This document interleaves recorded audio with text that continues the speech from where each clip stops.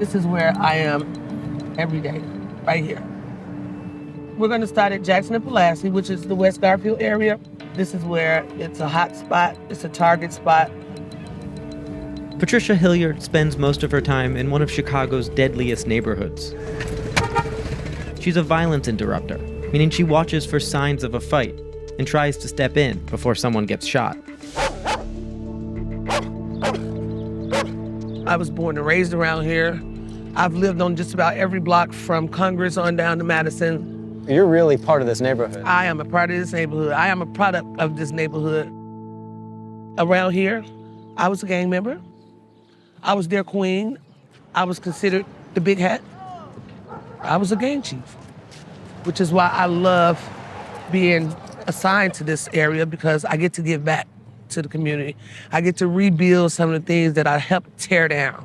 And with the people,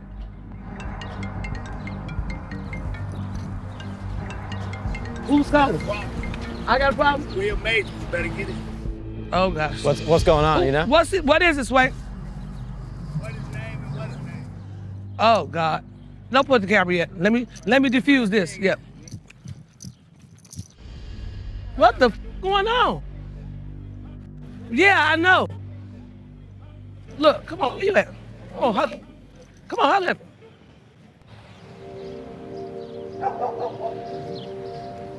I'm literally shaking. What just happened there? So that was a conflict that more than likely was finna turn to gun violence. They had guns on them. Fortunately, I knew both of the parties, so I got in the middle and was able to talk one down and put him in the car and make him put the gun away. You saw the gun, though. You saw it. There was plenty of them. I was able to get them separated and have him drive off. And I called him on the phone to make sure he doesn't come back. I'm not done with it, though. Yeah. I'm not done with it, because I have to reach out to the party that it actually started with, which was yesterday, so that he doesn't come behind him. You're tracking this whole story, where this started. I'm on all parties. All parties. Right now, they just scared the hell out of me because there were so many. I'm just glad I was able to get him to leave, even if just for now. We stopped the shooting.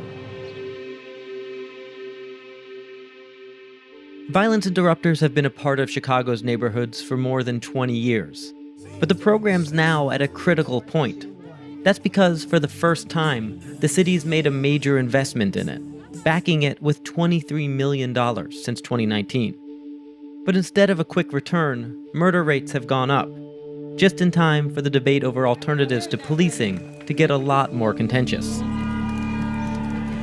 We can't say on one hand that we don't want police for whatever reasons, with all the violence breaking out on the south and the west sides of the city, but we're funding organizations that have no impact.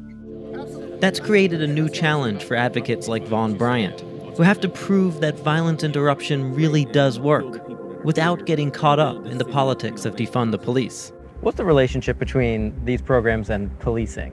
And so if we're doing our job, we hopefully will make the police's job easier. I do think that there's always going to be a place for policing because, there are certain things that we just can't handle. So we just want the police to be better and more responsible, and we want to be a part of that solution. This model of intervention has 20 plus years of being in practice here in Chicago. I mean, is it not working? I would just say that it hasn't been consistent and sustained for a longer enough period of time.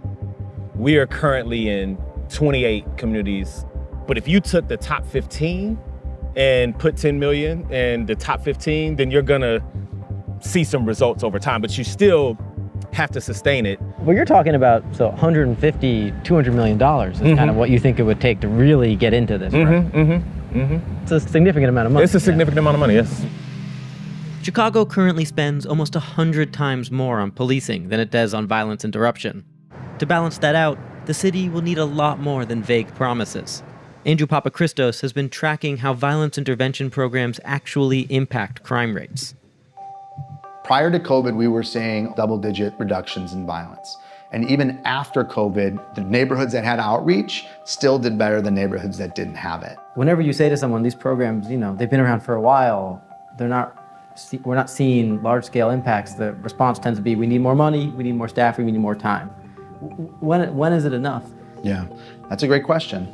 I think to assess impact, like whether something worked when you did have investment, you're talking a minimum of 3 to 5 years, right? And in fact, we've not invested in them for so long. Why would they succeed in year 1 or year 2 or year 8? You have to build a profession, but it requires training, it requires investment. Is that complicating when the conversation over funding and supporting and building up these programs is tied into this larger debate about where should the police's role end? I think that's where we are right now, and I think it's super complicated. The thing I would caution against as we invest in public dollars is tying success to just crime rates. We don't do that with police, right? Because in which case we should be taking money away from the police just because crime went up. But we are at the most fundamental turning point in this city I've seen. This is the moment. I think we got to get it right. The job of getting it right and doing it in a way that doesn't inflame the debate over defunding the police falls partly to Norman Kerr, the city's first director of violence reduction. Are you sensitive a little bit to the idea that this is somehow in opposition to policing? I don't think it's in opposition, and it shouldn't be pitted against police. It shouldn't be pitted against any other industry or program. Violence interruption, street outreach is its own field. We're trying to legitimize it. We establish standards that all our programs are living up to because we want it to be legitimate. No question about whether it's needed or not, and it's not a flavor of the month. Are you worried that if this program doesn't get a much bigger investment pretty fast, that public support will disintegrate around it? I'm always worried about it. I lose sleep over it. I mean, it's just really frustrating that we have to do this sales pitch all the time around this. If this were, some affluent suburb, we wouldn't be thinking twice about it.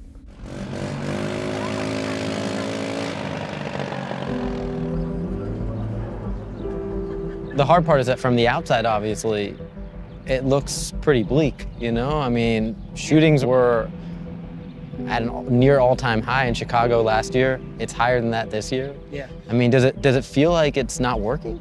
Well, you know what? I don't feel like it's not working because I know firsthand the progress that I personally have seen myself, that I've made. But it looks like you have to kind of focus on small victories in a way. Exactly, and I'll take that. See, that's the thing, I'll take it. If I can get a little progress out of a person who can't nobody get through, who won't even stop and give you the time of day, I'll take it.